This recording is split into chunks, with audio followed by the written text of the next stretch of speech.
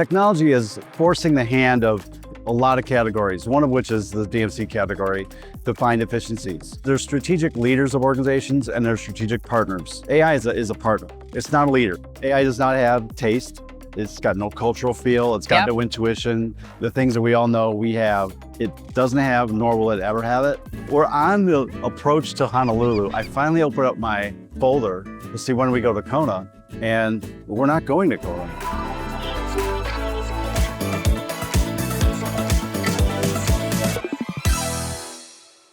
All right, Tony Lorenz, excited to be here with you today. As am I. I've had the pleasure of getting to know you pretty well over the last few months as you are a member of our board at Cohera. Yep. But getting there has been a journey, and I'd love for you to just start by telling us a little bit about your career, your trajectory of your career, and how you got to where you are today. Well, thanks for this time. I appreciate it, and all the work you're doing for Cohera. You're a star. Appreciate everything you're doing.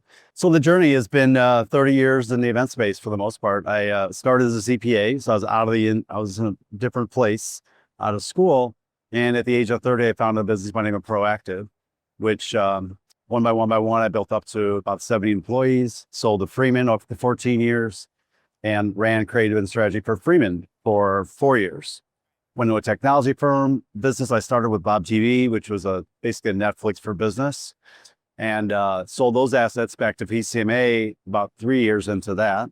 And then CEO PRA, which was a lot of fun. Yeah, so our big competitor nationally, and now here you are on the other side. So let's talk for a minute about what you did at PRA and what made you decide to take on this role at Cohera. Well, first of all, I'm quite proud of what we did there. It's a great company. Yeah. And they're doing a great job. Yeah. A very worthy competitor to Cohera. Yes. I came in 2016, January 2016, and it was a bit of a mess. There's a turnaround, a lot of franchisees.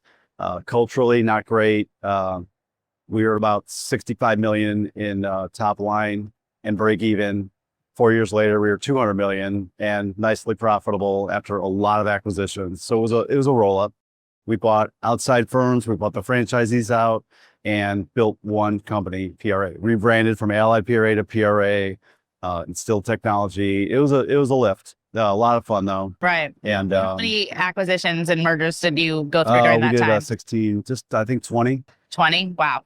Wow. In how many years? What, 5 years basically? 4. 4. Wow. Yeah. Explains my gray hair. Yeah, that's a lot. I mean, it was fun. Yeah. We got it to a place where it was programmatic. Where we had the right people and the right roles.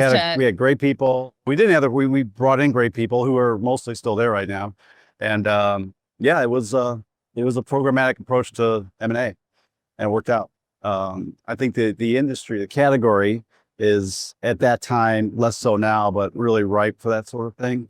Have professional money come in and, build out a company, a proper company, much like what's happening now with Cohera, which is a great story in and of itself. Different in that two similar sized businesses coming together. We didn't do that. Yeah. We were a business and brought everybody in, but this is a good story as well. And it's remarkable, if I may.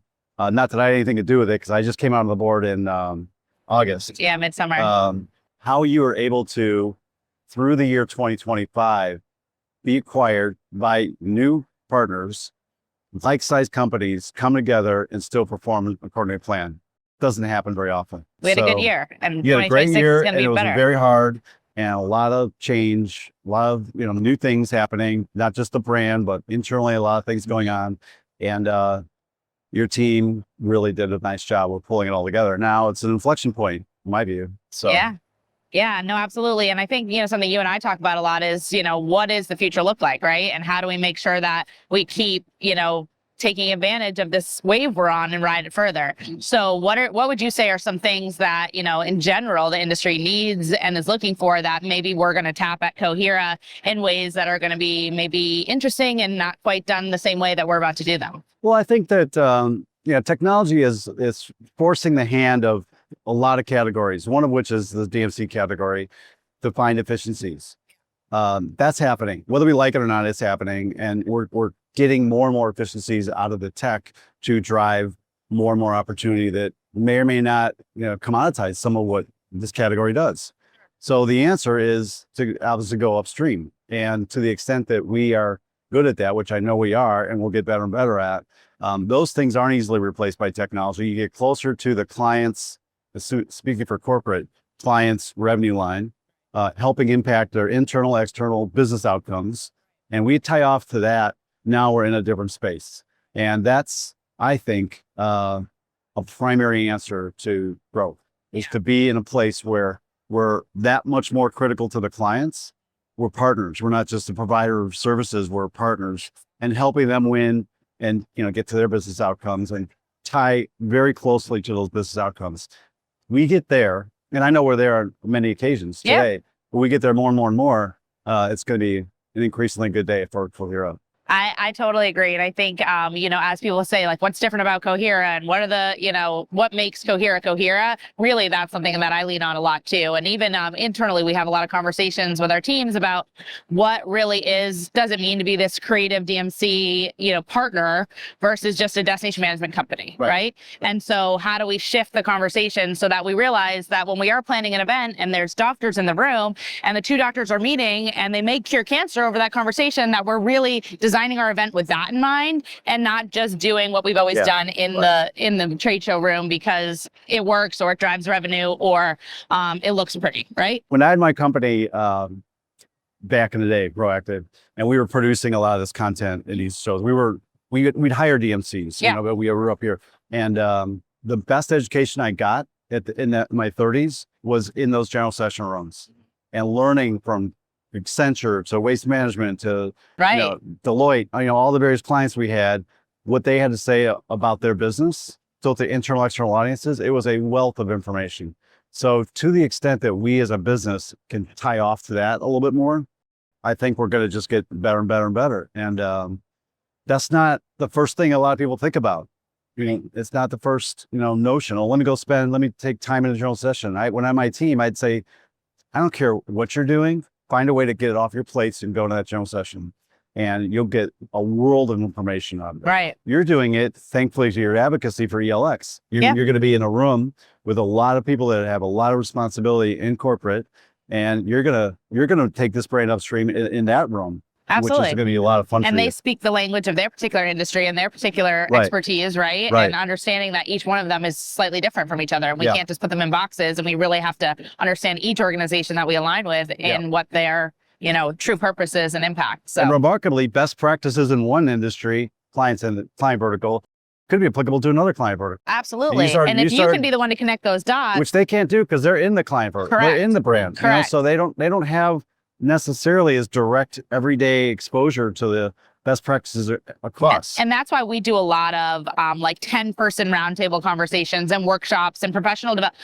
We want to be a part of the professional development for our clients, but really what we know is the peer-to-peer moments that we're bringing when we put 3 or 4 of them in a room together is all that they need. They don't need a speaker sometimes. They don't need a facilitator even sometimes. They just want to talk to each other. And if we can be the catalyst for that, we're going to, open up some different doors as well too. So in the face of technology, which is, again, taking some of the need to process business away from face-to-face. Incredibly. This is what matters. I mean, this room we're in right now with 5,000 or 6,000 people is not going to ever get disintermediated by technology. Right. And Human it's germane to who we are. I traveled from Chicago on a moment's notice to come here because I have and will continue to see a bunch of some people I haven't seen for 20 years here. And I meet new people I just met earlier. So we've got a reality in this industry that's timeless.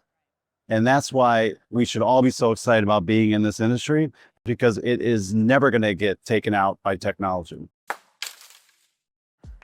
We're proud to partner with Evergreen, formerly known as Fenway Park Events, this season. Evergreen is reimagining what events can be, blending history, hospitality, and bold creativity to create experiences that leave a lasting mark on people and communities alike.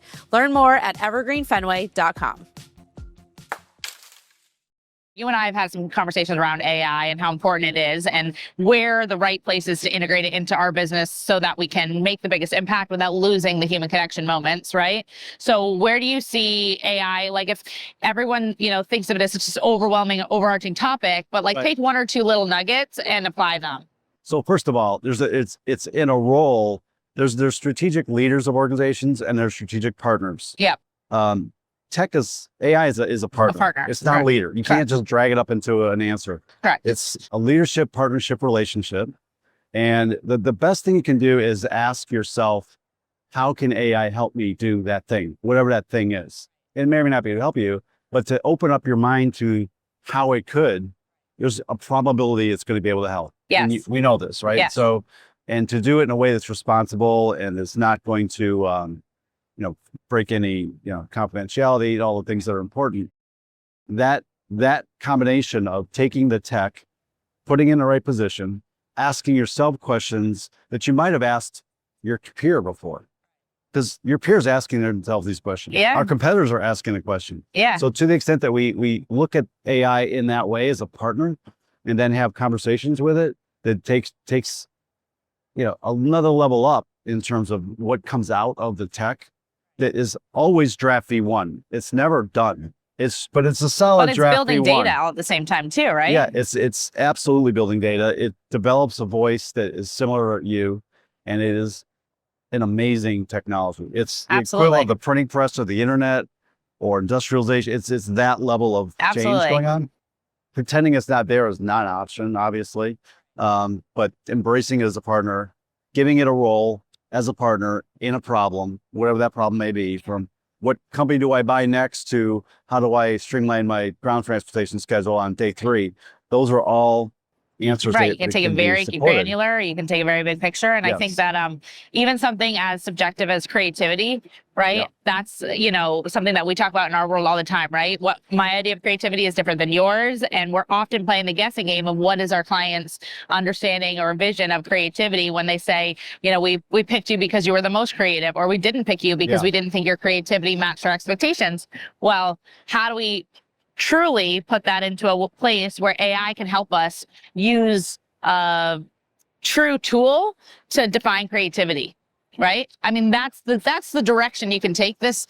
And that I think at Cohera, we're talking about it, right? And we're investigating what makes sense for us to dive deeper on and what makes sense for us to let our creative people just be our creative people, because that's our asset too, right? So it's a very kind of it's an ongoing conversation constantly. Yeah, you're not going to take out what AI does not have is taste. It's got no cultural feel. It's got no intuition. The things that we all know we have, it doesn't have, nor will it ever have it, in my view.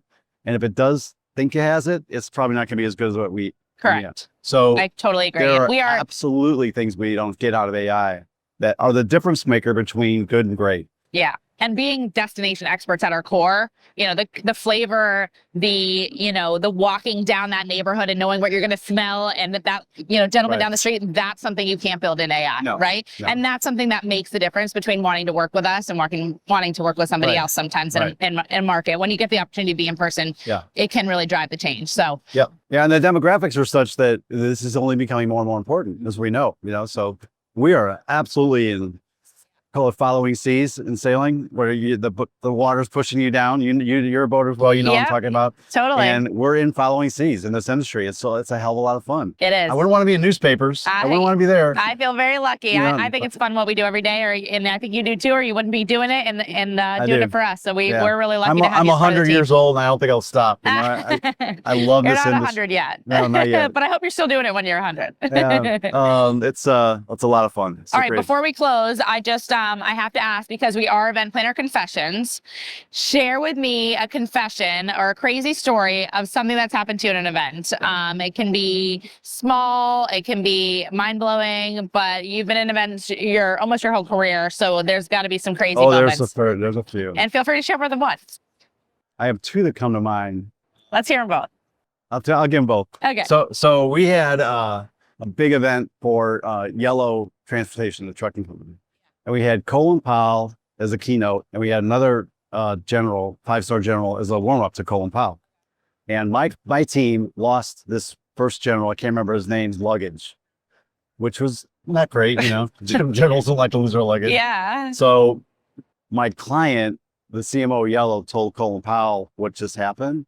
And I go to meet Colin Powell, and the first thing he said to me, I hope I'm not the second 5-star general you're going to make mad today. That's the first thing he said to me. Nice to meet you too. No, sir. I went white. Yeah. And they played it for about a minute, and then they let me off the hook. I go, oh God. Yeah. I was not comfortable. Absolutely. You don't want to make him mad. There's those things that happen. Yeah. Probably the most personally embarrassing thing was you're not going to like this, but it happened to me. We had an event in Hawaii, and the account manager, I had about 65, 70 employees or so at the time, had some complications in a pregnancy. She couldn't go. I said, you know what? I'll go. Okay. I got this. I can be the account manager. I got it. Okay. And everybody got a little nervous, I'm sure that, but I said, I got it. And I said to my wife, Terry, I said, do you want to go to, we have an event in Kona. Do you want to come with me? Yeah, I'll come. No problem. So I did nothing to prepare for this event. I just showed up, basically. I got We're on the approach to Honolulu. I finally opened up my folder to see when we go to Kona, and we're not going to Kona. I was in the wrong year. No. Kona was the next year. No. So Where were you supposed to be? Sarah, my teammate, comes up because, that's next year, Tony. We're going to the Big Island this year. Yeah. And Terry, my wife, says, well, you're going to the Big Island. I'm going to Kona. You promised me a trip to Kona, right? So she took a day or two over there, and yeah, that got around. Unfortunately, Sarah was not tight-lipped about that, and it was read your paperwork. That's why we spent all this time on these Oh my pre-work, God. is so that So people embarrassing. show up to the right place. But here's the thing, though. It was embarrassing, but it was also a testament to the team that we could actually run a $4 million project, and I don't even know the things about You it. don't even know what Yeah. destination it's in, Yeah. right? So That's it when you have a was- real good team you can count Yeah, on. we had a good team. Yeah. It was a good time for me. Awesome. Well, thanks for being here, Tony, and thanks for partnering with Cohera. We're very Love it. lucky to have you and your knowledge with us. It's a great partnership, and I really am excited to see where we go. Thanks, buddy. Thank you.